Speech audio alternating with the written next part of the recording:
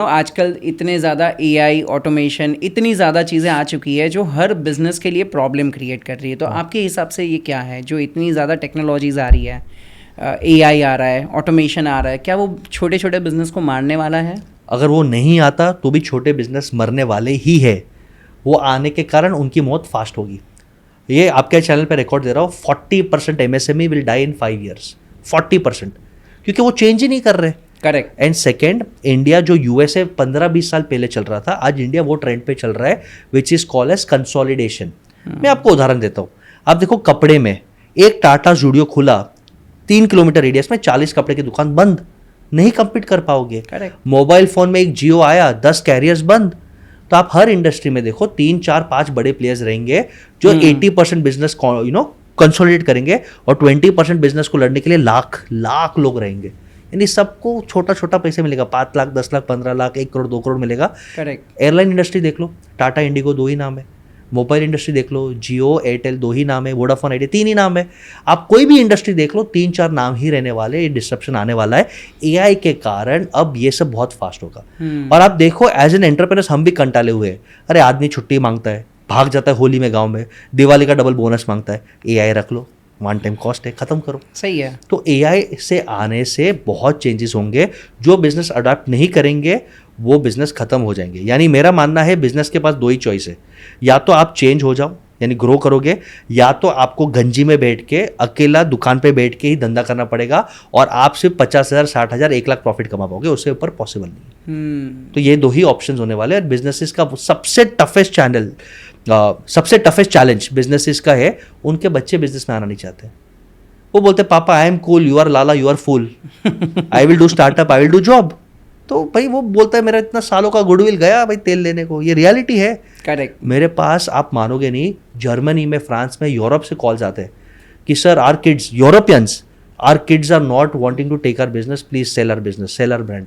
India में अब चालू हो गया है। हाँ। हमारे पास एक लेडी है, फैंटास्टिक केक्स बनाती है, केक। हाँ, और घर बैठे बैठे 80 लाख रुपया महीने का केक बनाती है। 10 करोड़ का टर्नओवर, कुछ छोटा नहीं है।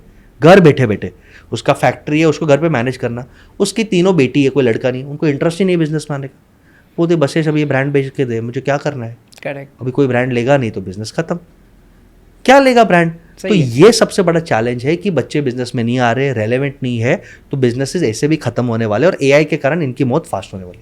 एब्सोल्युटली। तो सर मेरे 2 सवाल है। सबसे पहले कि जैसे आपने बताया कि अगर आप एआई को अडेप्ट नहीं करोगे तो आप मर जाओगे। तो पहला क्वेश्चन ये है कि अडेप्ट कैसे करें? अगर मेरा कोई छोटा बिजनेस है और मैं समझ रहा हूँ कि चलो फ्यूचर में एआई आने वाला है, तो मैं कैसे अडेप्ट करूँ? और दूसरा सवाल है कि आज अगर मैं कोई बिजनेस चालू करना चाहता हूँ तो मैं कौन से सेक्टर में बिजनेस चालू करूँ जिसका आज की तारीख में भी वैल्यू हो और आने वाले 5 साल में भी वैल्यू रहेगा? ठीक है, मैं सेकेंड क्वेश्चन का पहले आंसर दे देता हूँ। भाई ABCD स्कूल में पढ़ा है, ABCDEFG इतना याद रखना है। ये बिजनेसेस सबसे हॉट बिजनेस रहेंगे। अच्छा, ठीक है। ABCDEFG, A is AI, yes, नया formula. AI here to stay, technology में कुछ भी करो here to stay. B is blockchain. Jio कितना कर रहा है? जियो ने अपना जियो करेंसी निकाला। ब्लॉकचेन से पेमेंट्स हो रहे हैं, ब्लॉकचेन से प्रॉपर्टी के डॉक्यूमेंट्स हो रहे हैं। C is casual consumption.